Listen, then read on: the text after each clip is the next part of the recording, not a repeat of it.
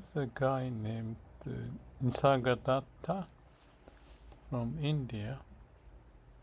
I think he passed away probably 80 years ago or so, but not sure. But it's quite interesting. And I found his word, perhaps modified by AI, in one of those Japanese websites for whatever the reason. And I translated, or GPT to translate for me. And you can read the whole, which could be about a page or a little bit more than a page. But let me just read some key points and talk about it. If I'm not mistaken, he was curious to know about himself, and often he sit up in the tree or some such thing. And whatever happened, he became famous.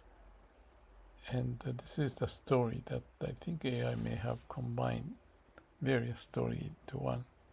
And out of that, I'll just pick a few lines so that we can get intuitive sense of what this is about. Very similar to what I have been talking about. He talks about who you are. And one of the sentences here is, what do you believe yourself to be? Is it the body, feelings, thought? But he says those are just temporarily passing, nothing more than illusions. And he asks you to think, when we become us, at birth we were pure being, no name, no gender, no role. And as we grew, there's stuck to you. My name, I'm a male, and so on and so forth. Or this is my job, you are parents, da da da da da. But look at your body. Your body is changing every moment, every day. Cells renew, appearance changes, emotions rise and fall, and thoughts flow without end. There's no thought that stays forever. If your true self were the same as those, you'd be like a mirage.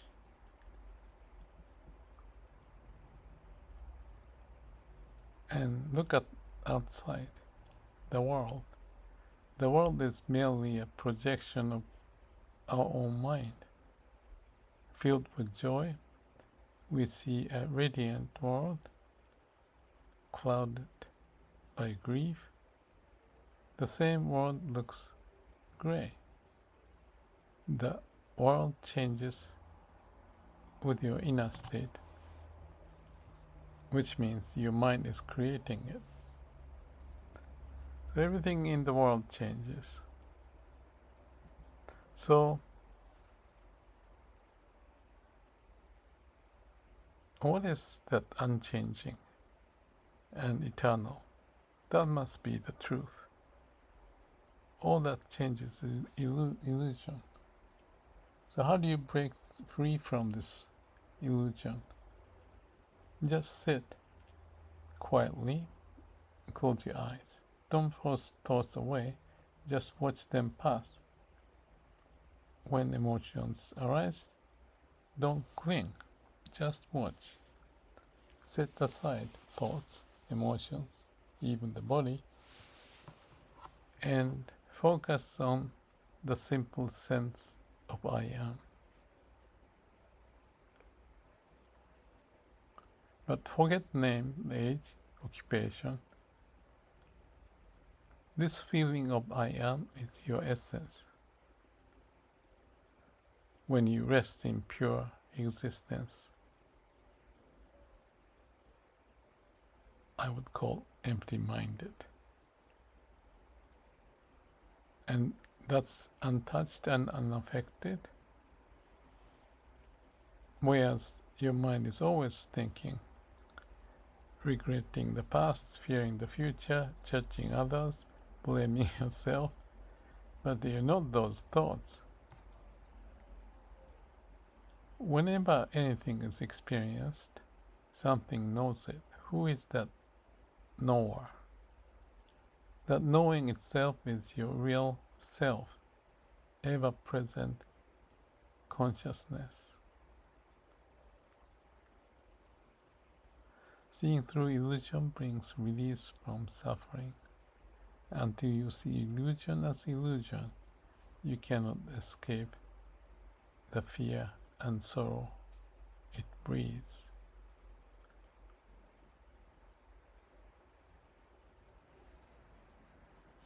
So beyond the dream or image lies pure consciousness. You are not living in the universe, you are the universe itself. So awaken to this truth.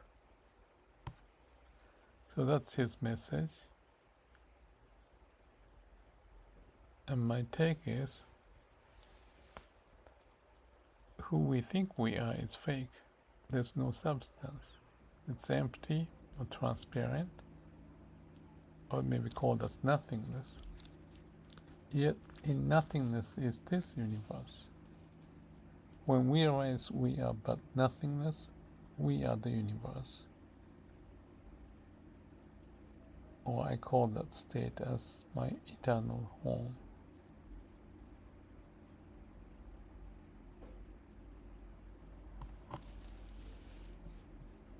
Again, this English translation you can find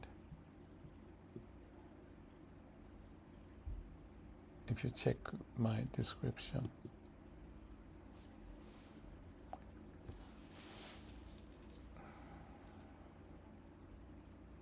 True self is another word I can think of.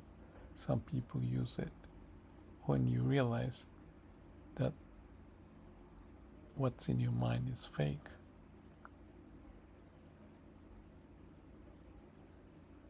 And that's our awakening, awareness, without any mind playing a game. It's peaceful, and that's the core of our being.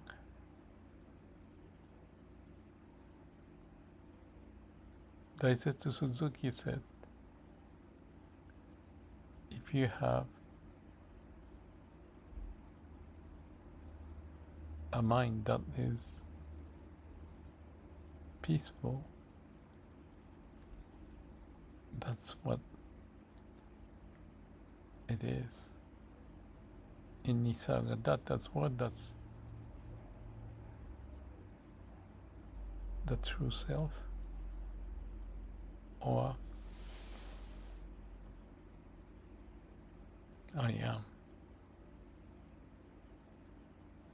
Meister Eckhart says the eyes with which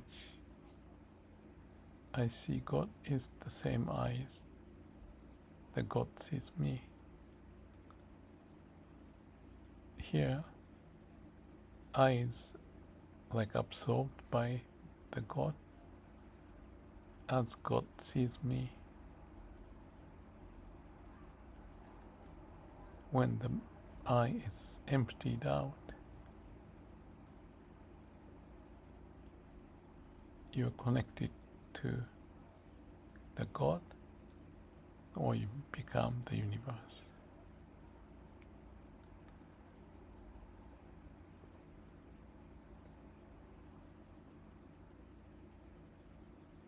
It's interesting that many of those masters of Zen or Taoism or those from Hindu or Buddhism or even Christianity, there's the same essence in it.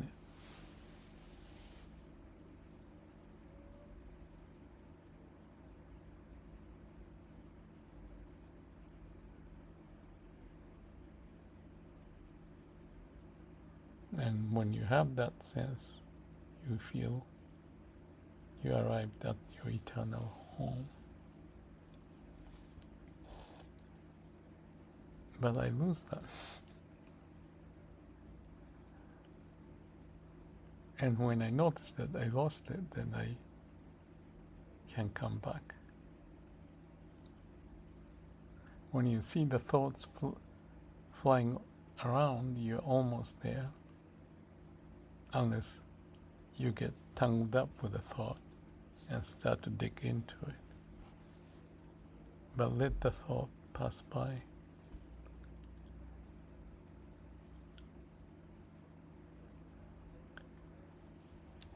What it doesn't tell you, though, is you can be in that state.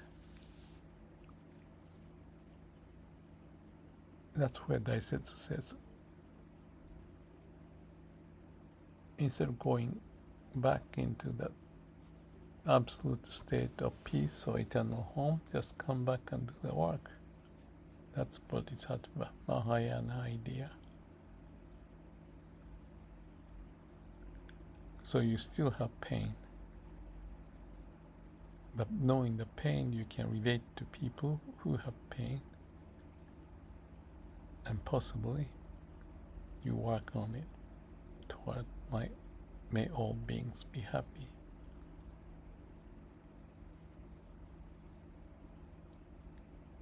Your pain is my pain.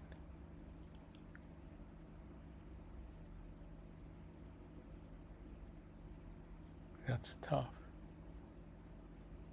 But we can process it.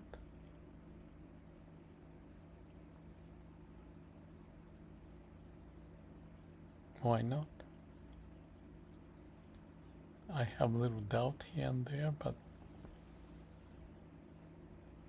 whenever the opportunity arises, let's keep at it.